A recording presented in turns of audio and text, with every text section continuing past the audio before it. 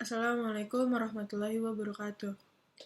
Saya di sini akan menjelaskan materi tentang Budi Utomo dan latar belakang penjelajah samudra oleh bangsa Eropa. Yang pertama ada Budi Utomo. Budi Utomo adalah suatu organisasi pemuda yang didirikan oleh Dr. Sutomo dan para mahasiswa Stovia, seperti Gunawan Mangunkusumo dan Suraji pada tanggal 20 Mei 1908. Organisasi Budi Utomo ini digagaskan oleh Dr. Wahidin Sudirohusodo dan organisasi ini merupakan organisasi modern pertama di Indonesia.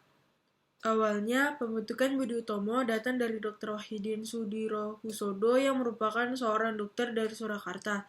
Beliau ingin para pekerja muda barat yang berpendidikan tapi umumnya untuk kaum muda ini tidak mampu untuk menghidupi diri sendiri. Kemudian pada tahun 1908, Dr. Wahidin Sudirohusodo bertemu dengan murid-murid dari Dr. Sutomo dari Stovia.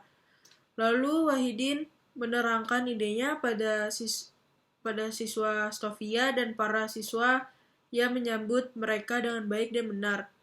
Secara kebetulan pula, siswa Stovia juga memerlukan tempat yang bisa mengakomodasi aktivitas dan kehidupan budaya mereka secara umum. Tujuan didirikannya organisasi ini tidak lain merupakan untuk meningkatkan martabat rakyat dan bangsa. Peningkatan ini akan dilaksanakan dengan cara mendirikan dana siswa, di mana suatu lembaga untuk membiayai pemuda yang cerdas tapi tidak bisa melanjutkan studinya. Budi Utomo dianggap ancaman bagi kedudukan bangsawan yang saat itu menjadi penguasa birokrasi. Budi Utomo juga dianggap membentuk pergerakan yang mampu mengubah struktural sosial yang ada. Kemudian, Budi Utomo mendapatkan dukungan tanpa syarat dari kalangan cendekiawan Jawa yang peduli terhadap pendidikan. Pada tanggal 5 Oktober 1908 di Yogyakarta, menjadi Kongres Budi Utomo yang pertama untuk menetapkan pengurus besar organisasi dari golongan tua. Pada tahun 1927, Budi Utomo bergabung dengan Permufakatan Perhimpunan Politik Kebangsaan Indonesia atau PPPKI. Gerakan itu dipelopori oleh Insinyur Soekarno. Tahun 1928, pergerakan Budi Utomo tidak hanya di Jawa dan Madura, tetapi diperluas hingga seluruh Indonesia dengan tujuan persatuan Indonesia.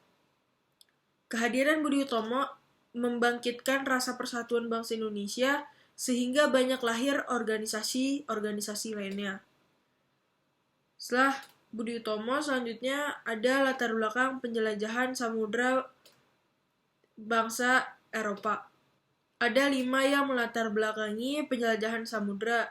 Yang pertama, munculnya teori Copernicus yang menyatakan bahwa bumi itu bulat yang selalu bergerak mengelilingi matahari. Yang kedua ada berkembangnya ilmu pengetahuan dan teknologi dalam bidang geografi dan navigasi. Yang ketiga ada kisah perjalanan Marco Polo atau The Travels of Marco Polo yang menggambarkan kekayaan dunia timur dan menginspirasi pelayaran. Yang keempat, ada jatuhnya kota Konstantinopel pada tahun 1453 ke tangan Turki Utsmani. Yang kelima, ada keinginan untuk mewujudkan gold, glory, dan gospel yang dianut oleh bangsa Eropa. Setelah itu, ada pula penjelajah samudra oleh Portugis. Ada 4 tokoh dari Portugis. Yang pertama, Bartolomeu Dias yang menemukan Tanjung Harapan. Yang kedua ada Vasco da Gama, Afonso de Albuquerque yang menaklukkan Gua India dan Pelabuhan Malaka. Selanjutnya ada penjelajahan dari Spanyol. Yang pertama ada Christopher Columbus, itu menemukan benua Amerika. Selanjutnya ada Hernan Cortes, Francisco Pizarro yang menaklukkan Peru dan mendirikan koloni Spanyol, dan yang terakhir ada Ferdinand Magellan. Selanjutnya ada penjelajah dari Inggris.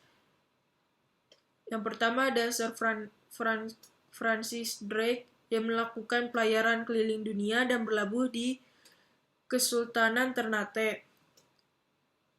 Selanjutnya ada James Lancaster yang berlayar ke Hindia Timur untuk misi dagang dan diplomasi. Selanjutnya ada James Cook dan Sir Henry Middleton. Yang terakhir ada penjelajah dari Belanda. Ini hanya ada satu tokoh, yaitu Cornelis de Houtman. Mungkin sekiranya segitu saja penjelasan materi dari saya. Wassalamualaikum warahmatullahi wabarakatuh.